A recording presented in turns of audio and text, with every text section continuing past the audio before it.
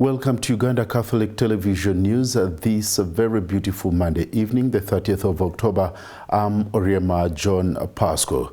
To start with, following the recent attacks on tourists by suspected goons in Queen Elizabeth National Park, the Association of Hotel Operators in the Western District of Kasese encouraging tourists to continue with their scheduled visits to avoid losing more money. Hotel operators in Kasese district are optimistic the tourism industry will continue beside the challenges of insecurity within Kasese district. Santon Hotel Manager Tukachungura Samson says besides the peak season getting closer, the recent atrocities in the national park on the tourists have forced all guests have their bookings cancelled and reported a deadline in numbers of local guests coming to the hotel for other social activities. Yeah, it has greatly affected us. The attack in the Queen affected us as hotels, especially like us, Santon. We were affected because most of our bookings were cancelled, and up to today, bookings have not yet. Those who cancelled, those who extended, their dates have not yet reached. Then even those who used to come here for lunch, they no longer come. Because these are tourists, mostly we used to serve tourists who are going in the park, but it has not been like that. The RDC Kasese Lieutenant Joel Walusimbi, who regretted the recent incident, has assured all tourists, both local and international, to come visit Kasese, especially Queen Elizabeth National Park. And even those companies dealing with the tourists, they should come. They should not cancel their bookings. The security situation, it's normal. We have also played our big role and enforced the national parks. So there's nothing much to worry. Yes, we are in control and in charge. Since security has been tripled for guests to avoid similar incident. I can't make any further communication on it because the president talked about it, except maybe now to tell you that tourists are there and we are doing our level best to see that they are good and they are enjoying their, because they came here to enjoy and to relax. The State Minister for Economic Monitoring in the Office of the President is set to undertake an oversight inspection exercise in West Nile and Lango sub-regions. The exercise will be conducted in Arua City and the Sambal districts of Arua, Madokolo, Ajmani, Pakwach in the West Nile, Aleptong, Otuke, Amulata, Kole and Oyam in Lango sub-region. As you may be aware, that the Office of the President, through the Directorate of Socio-Economic Monitoring and Research, in collaboration with State House Anti-Corruption Agency, in collaboration with National Building Review Board and Internal Security Organization, we have organized this inspection jointly exercise on service delivery in the above sub-regions which I've already mentioned. And this inspection is beginning on the 31st of October, and the exercise will be conducted in Arua City, in Arua District, in Madokolo, in Ajumani, and in Pakwach, that is West Nile sub-region. And in Lango sub-region, we are going to be in Oyam, we are going to be in Otuke, we are going to be in Aleptong, we are going to be in Amolata, and Kole. That is from Lango sub-region, undertaken several reforms and spent massive resources over the past 2 decades to enhance the quality of public services in Uganda as a means of reducing poverty and improving livelihoods among Ugandans. In doing this, government had a number of strategic investments that have been made in the service delivery areas of physical infrastructure, developmental areas like physical infrastructure, especially roads and energy. Then human development, like in water, sanitation, in education, in skills development, in health, in facilitating access to production inputs in agriculture and industry and promotion of science, technology and innovation. However, much as government has done a lot in this area, we still have some few gaps, which has led to some 39% of Ugandans who are still living in subsistence economy. And these gaps, among others, are corruption, poor inspection, supervision by the concerned officers, poor coordination. Therefore, Office of the President is mandated to monitor all government programs, projects, and policy implementation across government. We are there to see what the players in development are doing to develop this country. And accordingly, the Office of the President has organized this joint inspection to move down to the grassroots. We've been receiving reports of these activities that government has been doing in roads, in water and sanitation, in education and health, in electricity, and many other roads. So we go down to verify whether what is documented is the same with what is on the ground. And if we find any deviation from that, those cases can be segregated. Those that needs administrative redress, we call for a dialogue meeting chaired by the Minister for Presidency in the Office of the President to handle the gaps that we have got. Then those challenges which we have got on the ground, which is related to corruption, we refer them to anti-corruption agencies like State House, IGG, CID department to handle those cases. Previously, my ministry has conducted similar exercises in Bunyoro, Busoga, Sebei, Giso, Acholi, Greater Masaka, Chigezi, Ankole sub-regions, and Wakiso districts. During these exercises, issues that required the chief administrative officers and town clerks to handle administratively were put to their attention for redress, and the rest were referred to the responsible entities. And we realized that through this engagement, if we find that some local governments are not implementing some other projects the way it should be, after telling them what to do, most of them try to improve. And this improve on service delivery. For example, in Kanungu district, some projects that were abandoned were completed after committing the contractor. In Kalangala district, the youth livelihood funds stolen by community development officer, district community development officer were recovered. The number of contracts awarded under a lot in the Uctv program has been reduced from 5 to a maximum of 2, because we found that lotting of contracts and giving it to one contractor was a big problem, big gap in Uctv funded projects. Because you find that they have allotted 5 different contracts and given to one contractor who may lack capacity to do this work.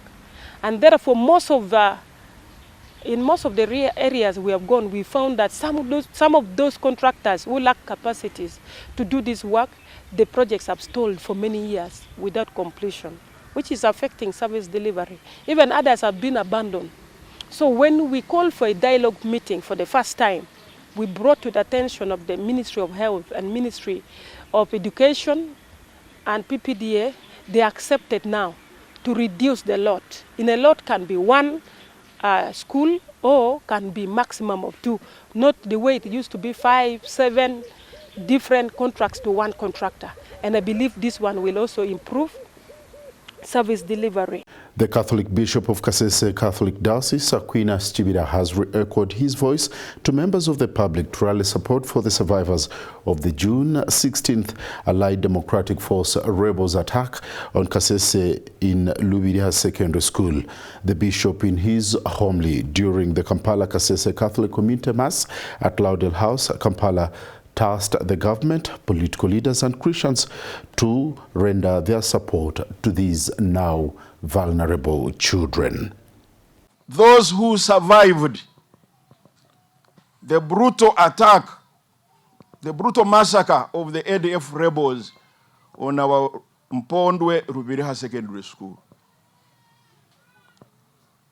Hasaka bana ikumi na muuma, what we have now on the ground.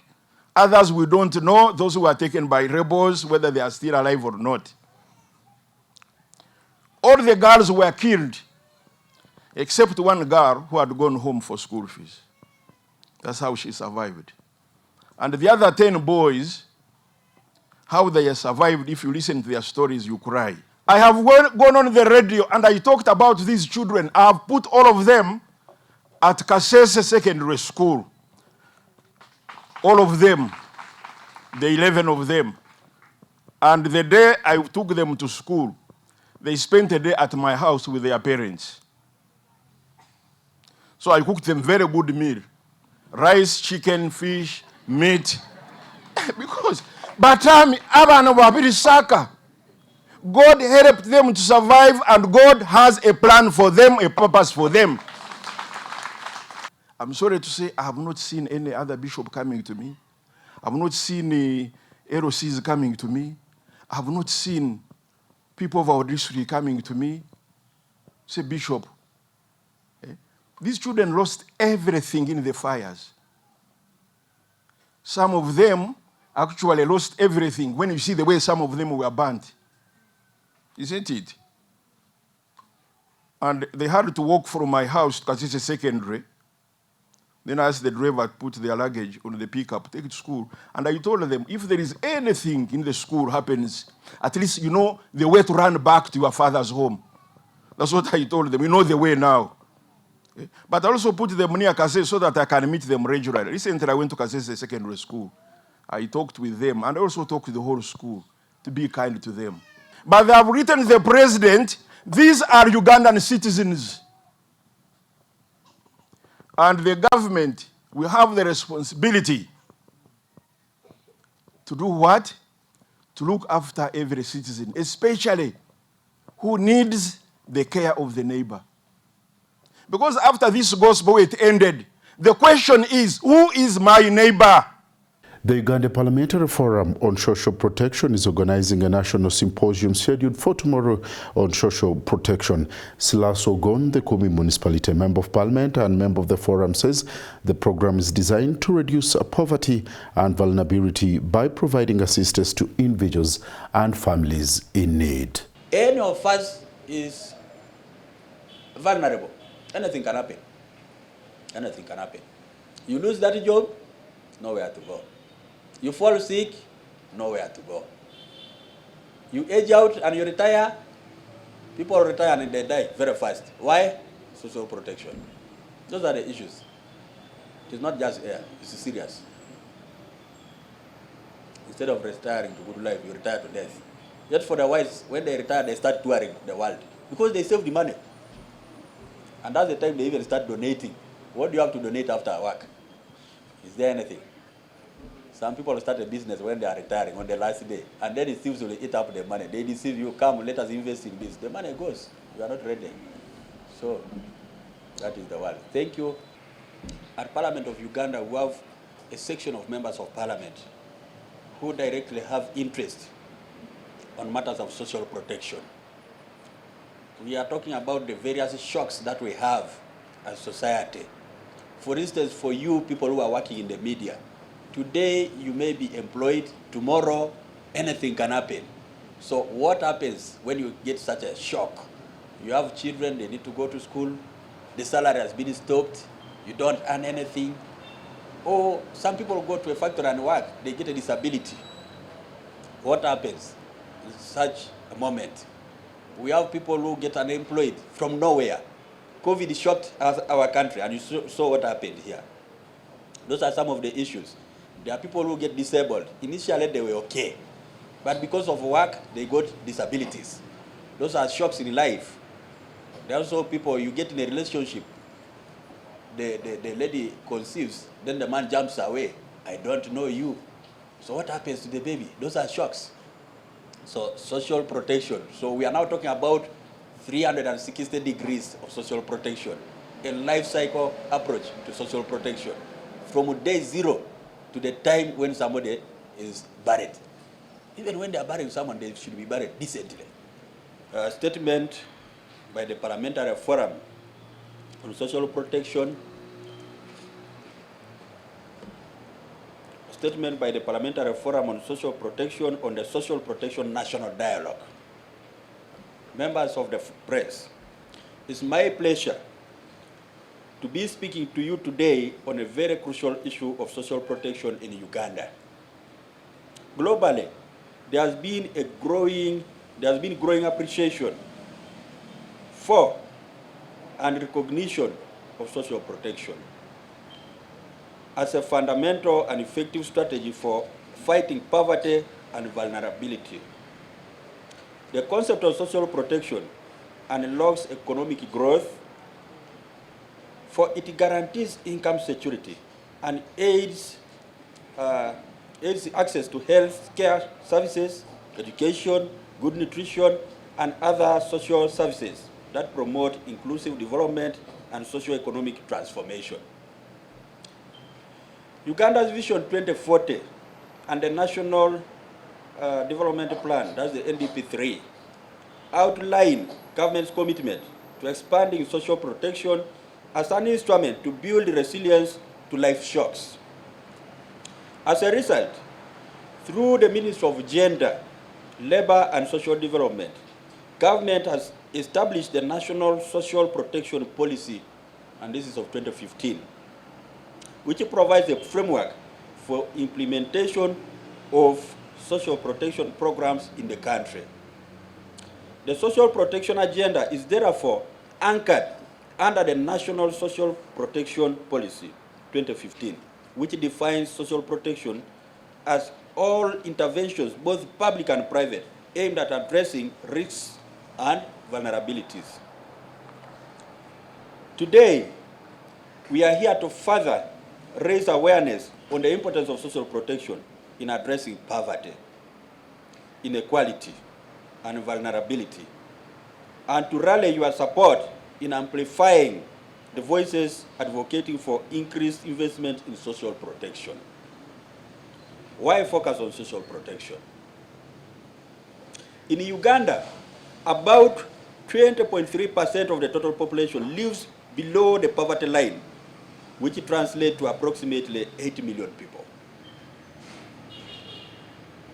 43% of the population, while not poor, has a high likelihood of falling into absolute poverty in case of a shock such as chronic illness, disability, job loss, death of a breadwinner, or crop failure resulting from unpredictable weather changes. Only less than 2% of the population has access to health insurance, with the majority of this provided through the private sector and community-based health insurance schemes. Coverage of social protection is still very low, at only less than 4%, while only 0.7% of GDP is allocated for financing social protection. This is one of the lowest in the region compared to our neighbors, such as Kenya. Kenya has 1% of their GDP to social protection, Tanzania 1.7%, and Rwanda 1.8%. You can see where we are. Globally, up to 26 million people fall into poverty annually due to climate shocks. In Uganda, between 2015 and 2022, 77% of the population were affected by effects of drought, 62% affected by sharp changes in commodity prices, 61% by crop pests and diseases, 50% by livestock diseases, 15% by floods, and the entire nation 100% by COVID-19. These had devastating impacts on individuals, households, and communities. Thanks very much for watching Uganda Catholic Television News. It's time for us to go for a commercial break. Uctv, good news for all.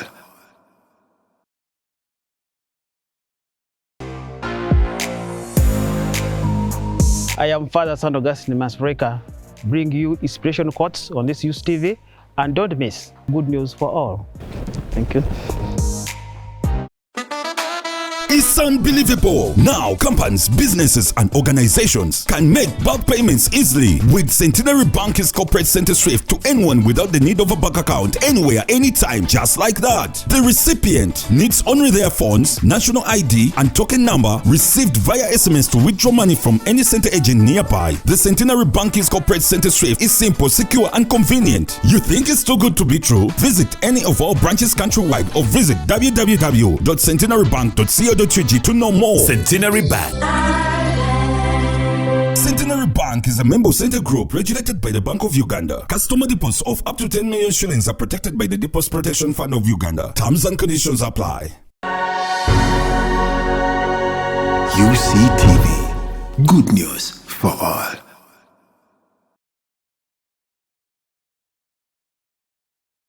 Welcome back from that very beautiful commercial break.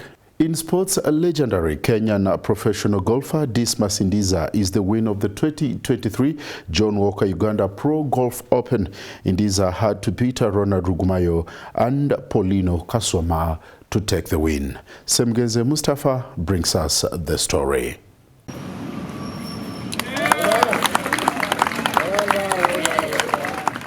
Kenyan Dismas Ndiza secured his 7th John Walker Uganda Open Professionals title at the Uganda Golf Course in Chitante. The trophy is being handed over to the champion by the President, the MD of India, the Attorney General of Uganda, World Trade Ndiza Dismas. 277 Zambia achievement. World Trade.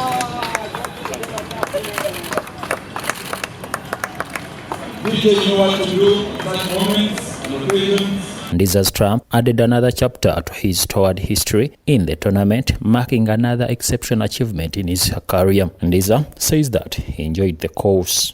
I've enjoyed the course is okay. The management for the sponsors are okay. Everything is okay. I've enjoyed the round of golf. And then I must tell them I'll be back next year again to defend my cap. Ndiza had to beat Ronald Rugumayo and Paulinho Kasoma, who tied at 280 in a tournament that Rugumayo led from day one. Ndiza says that now he's heading to Mombasa for the Safari Tour. I'm going to play the Safari Tour in Mombasa. Yeah, I'm going to play in the Mombasa Safari Tour. Yeah. Ndiza's victory at the John Walker Uganda Golf Professionals Opens marks his 7th win in this prestigious event.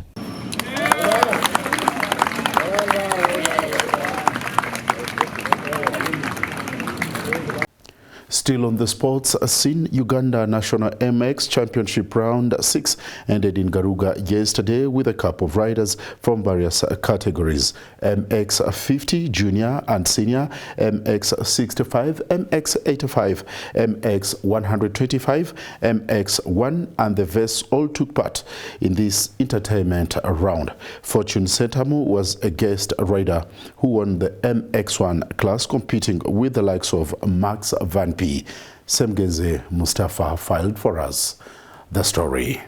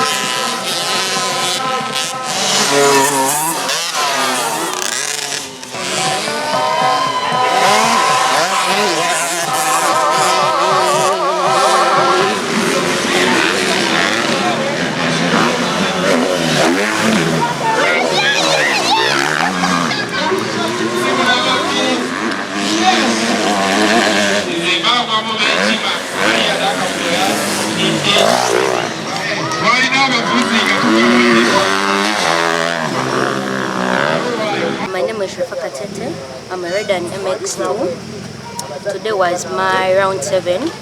I did good anyway. In my opinions, I did good. Yeah, the weather was good, the track was good. I tried my level best, like, I don't know whether I was a first or second. For real, I don't know my position, but what I know, I did good. How has been the competition? The competition was hard because I have many competitors. As you see, I'm the only lady in boys, and I read with MX1 and MX2. Yeah, they are all guys. So to me, it's hard. I have to just push and push. Yeah, but I've did the best. So there is ending. What are your plans next year, 2024? My plans next year, I want to become champion in my class in MX2, because this year I've only rode. This is my third race, because I had some issues. I was sick, so I didn't ride the first heat, the second heat, the first round, second round. Then the third round, I got a DNF because they knocked me. Then I rode Garuga. I was the second. I was the third. Then I rode Kalisuzo. I was the first. So what I think I'm in position number 2 or 3rd there. But for next year, I want to be the champion. I want to start with the season. We saw your sister and brother upgrading to cars. Should we expect you maybe in the near future also joining cars? Yeah. Anyway, as me, Sharifa, like cars, I'm not so interested in cars, but I'll come. I'll come. My focus is still on bikes. Yeah. Okay. Thank you, Semgeze. And that marks the end of our bulletin on this very beautiful Monday evening. Thanks for watching Uganda Catholic Television News. Good news for all. I'm Oriema John Pasco. And have a good evening.